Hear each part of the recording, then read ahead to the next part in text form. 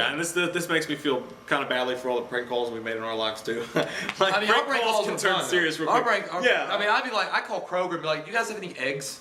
And then they would go check. I was like, do you guys have any milk? I mean, it'd be simple. Like we called Walmart one time. I act like I was an old woman. I was like, my husband Opal, he just keeps getting them skid marks in his jaws. Do you have any brown underwear for him? Because I just can't get these skid marks out of these jaws. But then the girl was like, well, let me go check. Yeah. I think we have some time. Yeah. We watched a movie. Yeah. We watched a movie. We watched it. We watched a movie. Yeah. Hey, welcome back to We Watch Movie. I'm Mike and he's Jay, and today we're reviewing Compliance. I will not. Oh I'm man. not gonna be compliant. Now, you shouldn't be in this Not movie. this movie. Yeah, Fucked up. no, Compliance is directed by Craig Zobel. He directed only one other movie and I never heard of it. It's a true story, and this is more of the true story than you're used to. It's not like when you see like at the beginning of The Possession. Like it's not, this is actually goes by. This is actually on Wikipedia, Yeah. so you know it's legit. Yeah, this guy calls into this fast food restaurant and says that the girl at the front of the store has stolen some money out of a girl's purse, and he needs the manager to assist him and the police force in finding out and getting to the bottom of it, searching her, find out what's going on. So she brings her back to the back of this room, and this guy just keeps going with these crazy requests, and this manager's so eager to comply with what he's saying because he says he's a cop, and he has all these different excuses for why he's not actually there, that they go along with it, and everybody ends up becoming victims in a bad way. When I started watching this movie, at first it was kind of funny because, you know, it was just like, how stupid can you be? But then it got a little bit more serious. I'm like, Yeah. Jesus Christ. And it really, it kind of hits, you know, it kind of like just shows you how stupid people can be. That sits there and listens to a guy claiming to be a police officer on the phone and telling you, yeah, I want you to strip search the girl, and it's okay because I'm gonna deputize you. Yeah. And the girl and the manager's like, okay, that sounds good. Yeah. I'm like, really? Or is you're not gonna think for a second? And it's not just the manager. He gets the assistant manager. He gets her fiance.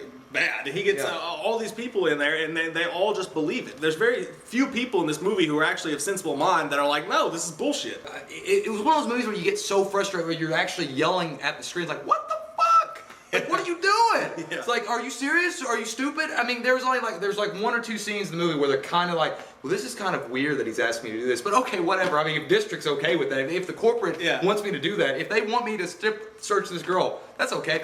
It's like the manager's like, yeah, so we can strip search the girl. The corporate's okay with that, I think. Yeah. It's like, where the fuck have you managed before? Do you want it?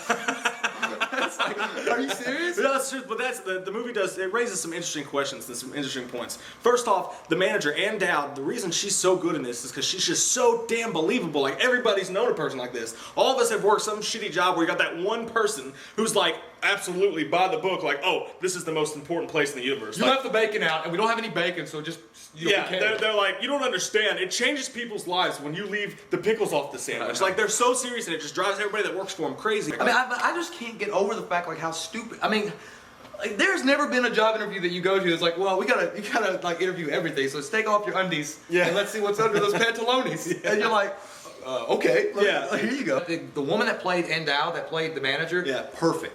Like, I thought that the naivety and the gullibility that she played and possessed and showed on camera, and the internal struggle that she was having on screen, like, well, you know, can I do this? Is this okay? It was just freaking so believable. I was like, yes, I mean, you are portraying the stupidest person in the world, and you're doing a fantastic job. Yeah, she was the #1 best example of that, but everybody in the movie was like that. Everybody the character they were playing was so perfect to how that character probably would be in real life. Like, even the guy, the fast food kid, he's just kind of like a stupid, like, I'm not doing this. I got fries to flip. I gotta say, dude, near the end, when the dude comes in to help, you know, that finally, you know, rescues her and brings her from this ordeal, I cheered for him. I was like, yes, one fucking smart redneck Oh, I man. know, when he came in there, the guy, and he's like, this ain't right. Yeah, I was like, yes, thank you.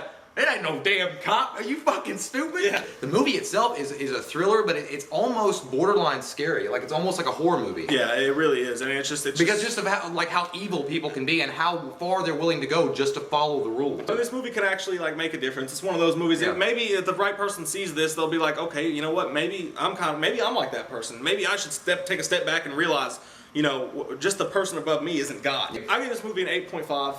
I give it a really high rating. It's not a very entertaining movie to watch, but it does suck you in. It's a really dark, disturbing movie, and I think that everybody should probably watch it. I'm gonna give it an 8.0. I mean, I was gonna give it a 7.5, but talking about it more, it was actually a really, really creepy and well done movie. What is the best worst prank call you've ever done.